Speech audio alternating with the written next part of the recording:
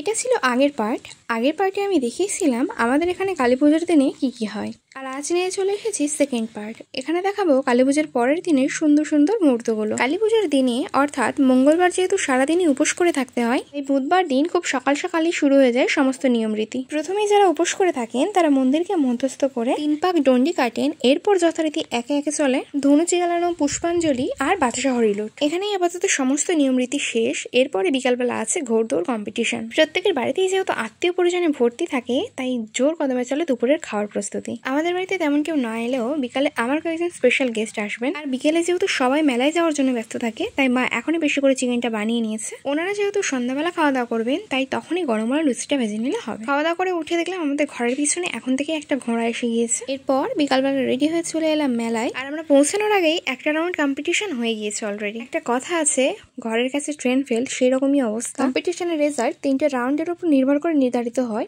তো প্রতি বছরই আমরা মেলায় গিয়ে দেখবো একটা করে রাউন্ড হয়ে যায়। যেহেতু আমাদের এখানে ফাঁকা 4 জমির উপরেই হয় কম্পিটিশন, অনেকটা বড় জায়গা জুড়েই হয় এই কম্পিটিশন। আর এই কম্পিটিশন দেখার জন্য দূর দূরান্ত থেকে আসে প্রচুর পরিমাণে দর্শক। এই বছর এসেছিল মোট 43টা ঘোড়া, আর তাদের মধ্যেই হয়েছে কম্পিটিশন।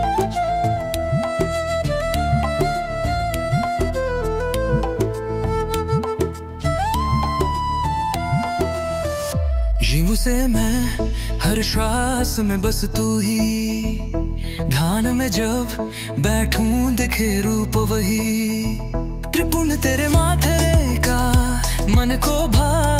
শেষ হলেই আমরা ডিরেক্ট বাড়িতে চলে আসি, কারণ ওই টাইমটা মন্দির চত্বর বা মেলার সমস্ত দোকানে প্রচুর পরিমাণে ভিড় হয়। পর 8টা সাড়ে 8টার দিকে সবাই মিলে আবার মেলাতে যায়, তখন আর একদমই ভিড় থাকে না বললেই চলে। দেখো পিউ আজকেই ওর পরীক্ষা শেষ হয়েছে, হতেই ও এখানে চলে এসেছে। ও বেচারি কম্পিটিশনটাও দেখতে পায়নি, কিন্তু তাও চলে এসেছে। সবাই মিলে ফটো তুলে একটু মেলাতে ঘুরছিলাম, হঠাৎ করে আমার চোখে পড়লো এগুলো শুধুমাত্র মেলাতেই পাওয়া যায়। আর আমি মেলাতে যেতে খুব একটা পছন্দ করি না বলে আমার চোখে পড়েনি কখনো এগুলো। আর আজকে দেখতে পেয়ে তো ছাড়ার কথা নয়, নিয়ে চলে এসেছি। এই দেখো কি নিয়েছি, দেখাচ্ছি তোমাদেরকে। আর এগুলো সবগুলো প্রতি পিস 5 টাকা করে নিয়েছে। খুব শীঘ্রই একদিনেতে রান্নার ভিডিও আসছে। এরপর রাতে খাওয়া দাওয়া করে গেছিলাম ফাংশন দেখতে। এদিকে স্টেজে গান চলছে, আর নিচে এটাকে দেখো।